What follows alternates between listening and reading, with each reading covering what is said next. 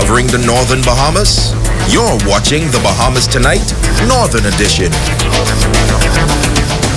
Welcome back. And now it is time for our weekly Generation Y report, where we feature young persons throughout the community.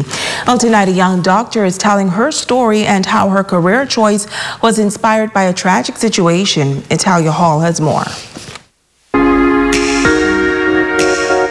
28-year-old Dr. Janae Lowe always had a passion for science and knew that she wanted to be a part of the healthcare sector. But what solidified her career choice was a tragic event that happened while she was in the 10th grade. She was struck in the mouth at school by a baseball bat and lost a few teeth. I was on the other side of dentistry, where I was always the patient in the chair, and I saw many different dentists. I saw a dentist here, Dr. Bain, I saw many different other dentists. I ended up having to go abroad to Canada in order to see a specialist there who did reconstruction and dental implants, and I thought, this is really cool. This is interesting. It was at that moment Dr. Lowe realized that she wanted to become a dentist. Shortly after high school, she moved to Canada and obtained her Bachelor's of Science degree from Dalhousie University. Following that, she attended dental school at the University of the West Indies. I'm so happy I did go there, because the amount of cases that you got to be hands-on with and the amount of pathology and different clinical scenarios that you saw,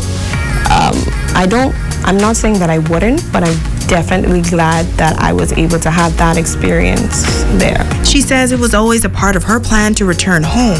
The whole purpose of me setting out on this journey was to help people like me. I had to go abroad to get the treatment that I needed, right?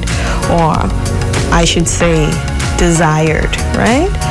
Now, so many things have changed within the Bahamas and Grand Bahama as well, that we are able to provide that level of treatment, and I wanted to be part of that, so that if something like that was to happen to any other young girl, young man, older woman, older man, that I could be a part of that process. Dr. Lowe admits that there are some disadvantages to being young in the field, but notes that it's important for young professionals to hone their skills. Being a dentist isn't always about what's in the mouth. Patients who come to us are often already afraid, right? That's the first battle. They're coming in and they already don't like you, or they have, a preconceived notion of what a dentist is. And of course, when they see a younger person, they're like, oh my goodness, you're a baby. And I think that building a proper rapport with the patient, being confident in yourself, right, in what you can and cannot do, I think that is so important, especially being honest with the patient, allowing the patient to understand that the ball is in your court. This is your mouth, right? I'm just here to help you. And I think for the most part, right, once you establish that rapport with the patient, age is there, but it doesn't matter as much.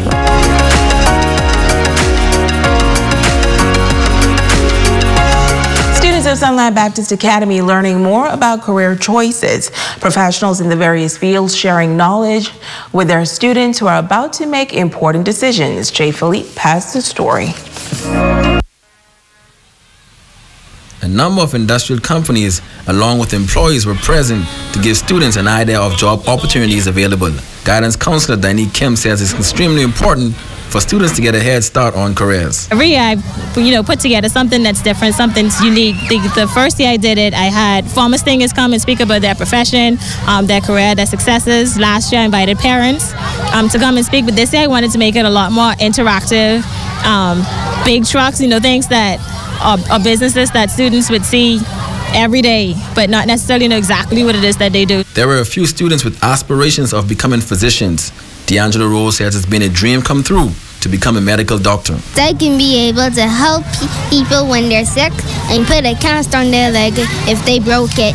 And if they have a fever, I can take their temperature. I want to be a doctor to make people feel better and to cure autism. Then there was Ariel Johnson, who says her passion is meteorology. I wanted to be either a meteorologist or a pilot, but I decided to come as a meteorologist today because I'm interested in all kinds of weather, like how rain comes down and how hurricanes are made and tornadoes are made.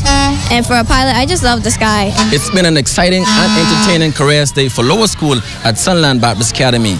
kids were able to get an insight as to what they would want to be once they would have graduated from high school. Reporting for ZNS Network News, I'm Jay Philippe. And my son dressed up as a rapper. In other news, the city of Freeport local government looking to give back to constituents in need. Councillor for Central Grand Bahama, Marco Carey, says that they are partnering with business houses to provide food vouchers for families in Central Grand Bahama. Easy Dental has also come on board for this give back, and Carey is inviting more sponsors to assist in next year's initiative. Offering 100 gift certificates to needy families in Central Grand Bahama.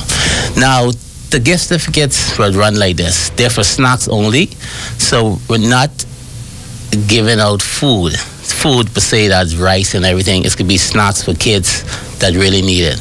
So this year, we start off with Central Grand Bahama. We do 100 in Central Grand Bahama. Next year, we want to go bigger.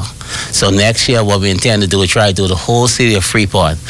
And we'll put a committee together next year, because when we thought about it, we have plenty issues in the country talking about health. So we will have a committee formed, and we will go around and they'll pick out healthy snacks for the kids, because, you know, the health of the nation is the wealth of the nation.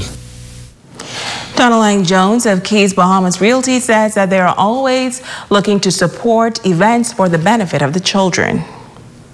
He talked about the things that they get for back to school, and then a lot of times I say the kids are going back to school, everyone has a backpack, everyone has the new shoes, the new tennis, but a lot of them don't have the food, they don't have the snacks. And when Marco spoke with me about the snacks, I thought it was an excellent idea, and I told him that Keys Bahamas Realty would definitely be on board, and we're happy to assist in this venture with him, and we look forward to doing it on an ongoing basis, and we would like to be able to cover the whole island next year. And now it is time to ask the doctor.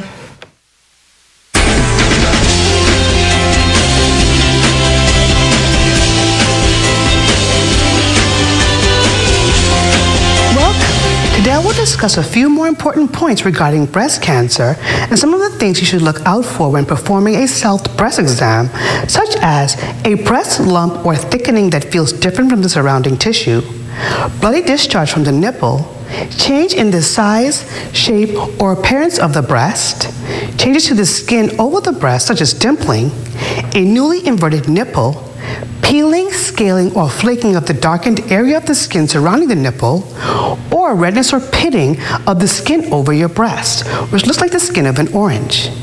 Only a doctor can diagnose breast cancer. So, if you experience any of the symptoms I mentioned, or discover any changes in your breast, you should see a doctor right away at any of our community clinics for a full breast exam and evaluation. I'm Dr. Monique Pratt, and this has been Ask the Doctor. Don't go away. A check on sports is up next with Ramiko Knowles.